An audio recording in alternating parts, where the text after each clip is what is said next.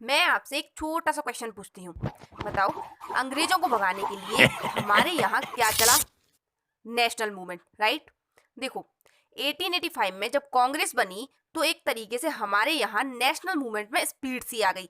1885 से लगाकर अपनी फ्रीडम पाने तक यानी 1947 तक के टाइम को 3 फेज में डिवाइड किया जाता है। 1885 से ही क्यों कर रहे हैं? क्योंकि जब कांग्रेस बनी तभी जाकर नेशनल मूवमेंट में एक स्पीड आई और देश के ज्यादातर लीडर्स कांग्रेस में ही शामिल थे। इसीलिए इस टाइम को 3 फेजेस में डिवाइड किया जाता है, जिसमें पहला है अर्ली नेशनलिस्ट फेज 1885-1905, दूसरा है द असर्टिव फेज 1905 से 1918 तक, तीसरा है द गांधीयन एरा 1918 से 1947 तक।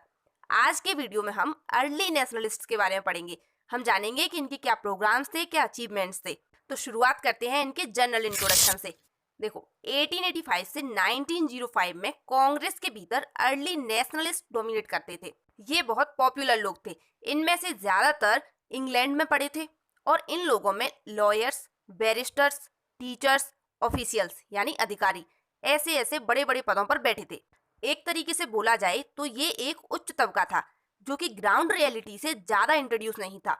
अगर आपसे इनके लीडर्स के नाम पूछे जाएं तो आप इनमें बताओगे डब्ल्यू.सी. बनर्जी यानी व्योमेश चंद्र बनर्जी, रास बिहारी घोष, घोष बोलना है, बोस मत बोलना, सुरेंद्र नाथ बनर्जी, आर.सी. दत्त यानी रमेश चंद्र दत्त, दादा भाई नौरोजी, गोपाल कृष्ण गोखले, जस्टिस रानाडे, पी.आर. नायडू यानी पट्टीपति रंगैया नायडू, आनंद चार्लू, मदन मोहन मालवीय और ए ह्यूम को भी इसमें शामिल मान लेते हैं।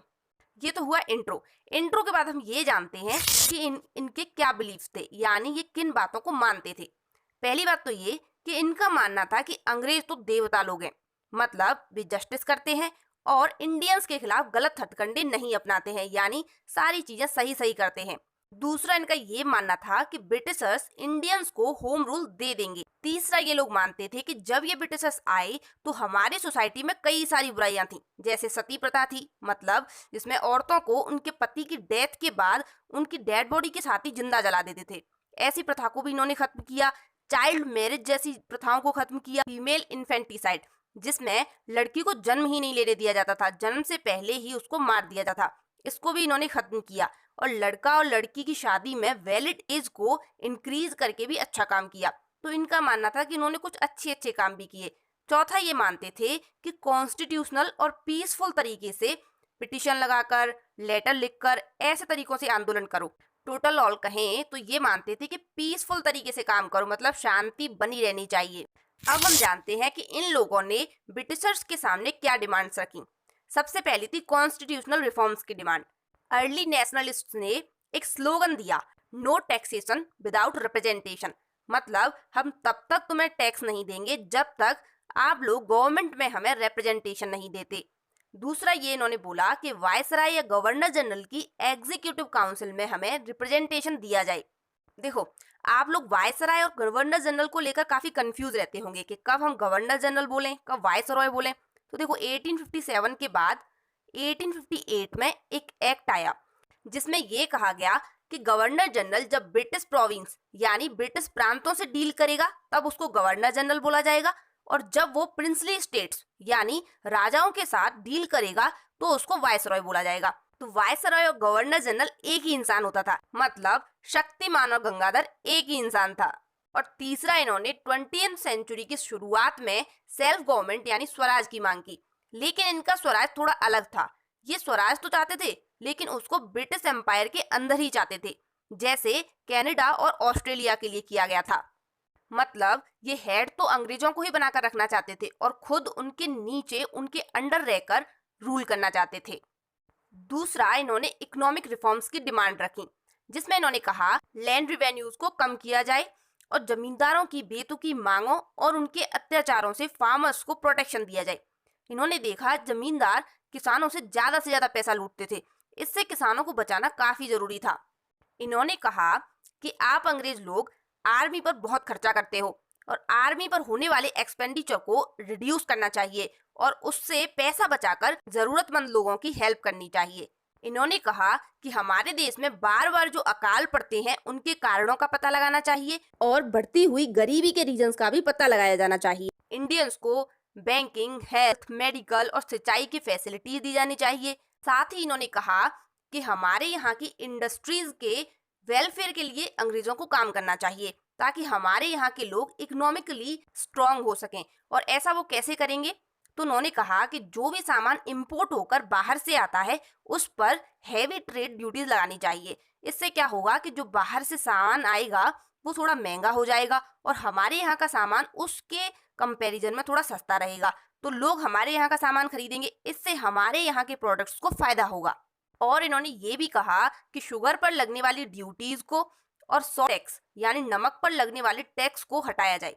देखो, सॉल्ट टैक्स को हटाने के लिए यहाँ से मांग स्टार्ट हो गई, लेकिन ये लोग इसको हटा नहीं पाए। कब तक नहीं हटा पाए? 1931 तक गांधी जी ने आकर इस टैक्स को हटा पाया। अब हम इनकी एडमिनिस्ट्रेटिव डिमांड्स की बात करते हैं।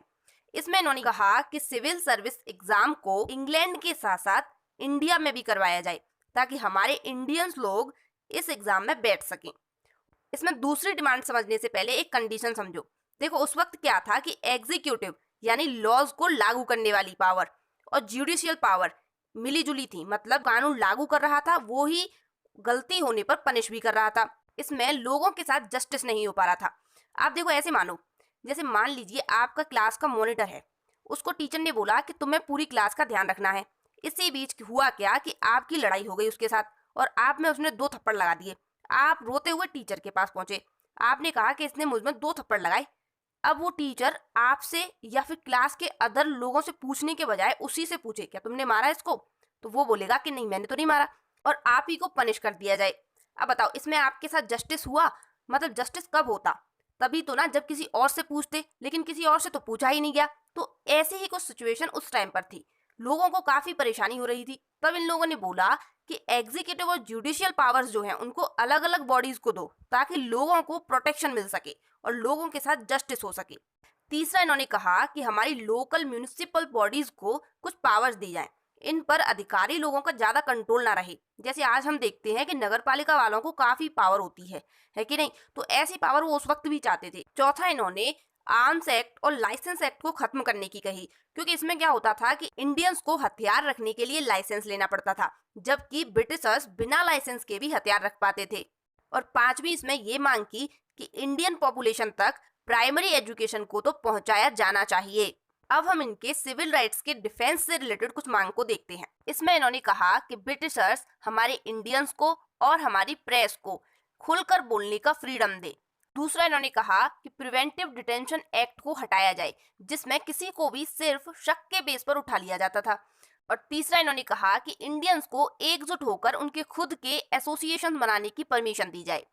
देखो, ये डिमांड्स तो काफी अच्छी थी और इंडियंस को इनसे बहुत फायदा भी होने वाला था, लेकिन इनके तरीके इतने अच्छे नहीं थे। ऐसा क्यों कह रहे हैं? देखो, इन्होंने कॉन्स्टिट्यूशनल तरीकों को अपनाया, मतलब शांति बनाए रखते हुए आंदोलन करना है और अपनी मांगों को रखना है। इन्होंने 2 ऑब्जेक्टिव्स डिसाइड किए। इनका पहला ऑब्जेक्टिव था इंडिया की जनता को एजुकेट करना। इसके लिए इन्होंने मीटिंग रखी, स्पीच दी, ताकि लोग अवेयर हो सकें। और प्रेस के थ्रू ये गवर्नमेंट की गलत पॉलिसीज को क्रिटिसाइज किया करते थे। और ये ब्रिटिश पार्लियामेंट और गवर्नमेंट ऑफिशियल्स के आगे अपनी मांगों के लिए मेमोरेंडम यानी ज्ञापन और पिटीशन रखा करते थे, ताकि उनकी मांगों को मान लिया जाए। इनका दूसरा ऑब्जेक्टिव था ब्रिटिश गवर्नमेंट और उसकी पॉलिसीज को इन्फ्लुएंस करना। ऐसा इन्होंने इन तरीकों से किया। देखो, इन्होंने 3 पीज को फॉलो किया। फर्स्ट पी था पिटीशंस, सेकंड पी था प्रेयर्स और थर्ड पी था प्रोटेस्ट। ये क्या करते थे? जैसे इनको कोई पॉलिसी ठीक नहीं लगी तो उसके लिए गवर्नमेंट को पिटीशन, रिक्वेस्ट लेटर, एप्लीकेशंस ये सब भेजते थे। मतलब ये कहते थे कि कृपया इसको हटाए जाने की कृपा करें, और अगर आप हटाएंगे तो आपकी बड़ी कृपा होगी। इन लोगों ने 1889 में इंडियन नेशनल कांग्रेस की एक ब्रिटिश कमेटी लंदन में एस्टेब्लिश की, जो वहां इंडिया के नाम का एक वीकली जर्नल पब्लिश करती थी। इस जर्नल में ये लोग पब्लिक के सामने इंडियंस की कंडीशन को रखते थे। तीसरा, इन्होंने अपने एम के लिए अपने में से कुछ लीडर्स को ब्रिटेन भेज दिया, ताकि वे ब्रिटेन के लोगों और वहां की ब्रिटिश पार्लियामेंट के लोगों के सामने इंडियंस की कंडीशन को रख सकें और उन्हें बता सके कि इंडिया में क्या क्या चल रहा है। मतलब कहें तो ये लोग अपनी मांगे 1000 बार प्लीज प्लीज कहकर और सिंपैथी के थ्रू पाना चाहते थे।